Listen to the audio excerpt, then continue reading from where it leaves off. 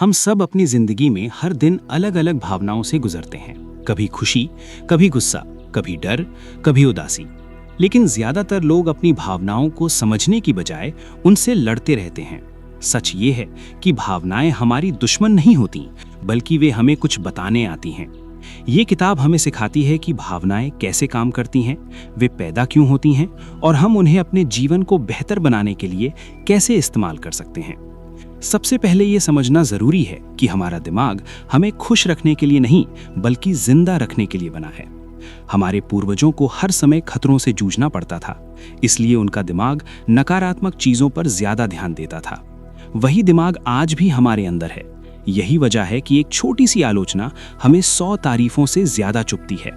हमारा दिमाग खतरा ढूंढने में माहिर है, चाहे खतरा असली हो या नहीं।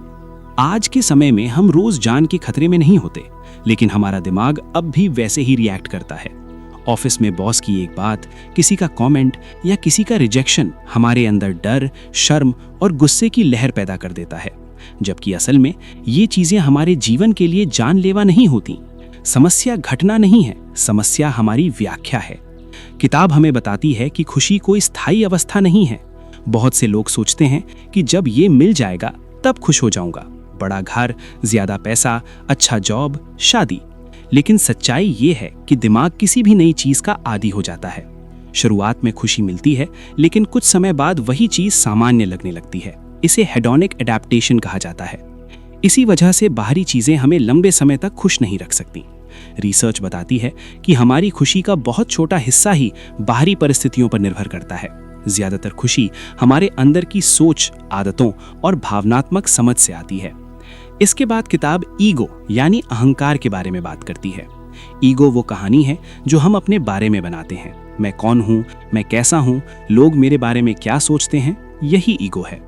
हम अपने नाम, काम, धर्म, पैसे, रिश्तों और समस्याओं से खुद को जोड़ लेते हैं। जब कोई इन पर चोट करता है तो हमें बुरा लगता है।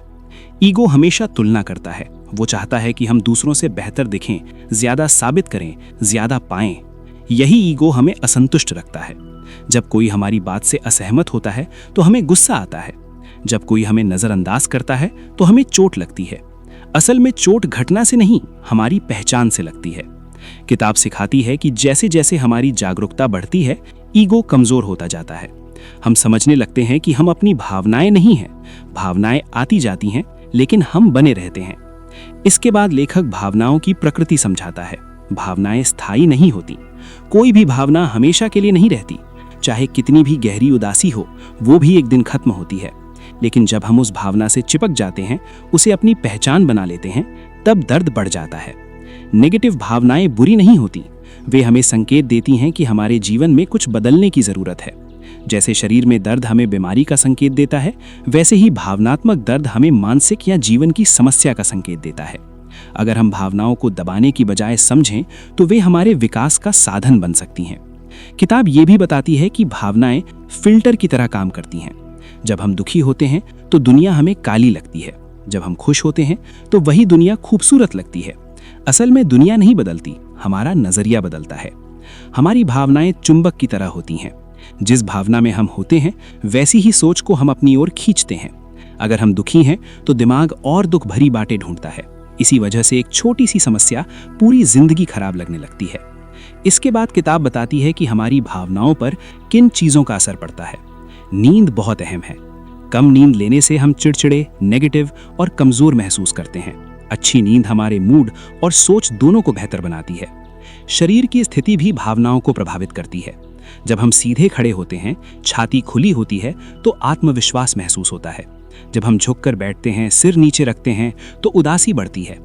एक्सरसाइज ना सिर्फ शरीर बल्कि दिमाग के लिए भी दवा है। रोज थोड़ी सी एक्टिविटी भी मूड को बेहतर बना सकती है। सोच का असर सबसे ज्यादा होता है। जैसा हम सोचते हैं, वैसा ही महसूस करते हैं। मेडिटेशन हमें ये सिखाता है कि हम अपने विचारों को देखें, उनसे जुड़े नहीं। विचार आएं जाएं, लेकिन हम उन्हें सच मानना बंद कर दें। शब्दों की ताकत भी बहुत बड़ी है। मैं कोशिश करूंगा और मैं करूंगा, इन दोनों में भावनात्मक फर्क होता है।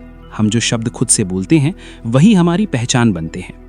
पॉजिटिव अफर्मेशंस यानी सकारात्मक वाक्यों को बार बार दोहराने से दिमाग धीरे धीरे उन्हें सच मानने लगता है। सांस लेने का तरीका भी भावनाओं को बदल सकता है। धीमी और गहरी सांसें तनाव कम करती हैं। तेज और उथली सांसें बेचैनी बढ़ाती हैं। सही तरीके से सांस लेना हमें तुरंत शांत कर सकता है। हमारा माहौल, लोग, संगीत सब हमारी भावनाओं को प्रभावित करते हैं। नेगेटिव लोग, गंदा माहौल और बेकार कंटेंट हमें अंदर से भारी बना देता है। साफ सुथरा वातावरण और अच्छा संगीत हमें हल्का महसूस कराता है।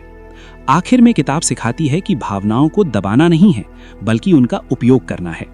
डर हमें सिखाता है कि हमें हिम्मत बढ़ानी है। गुस्सा बताता है कि हमारी कोई सीमा टूट रही है। उदासी संकेत देती है कि हमें रुक कर अपने जीवन को देखने की जरूरत है।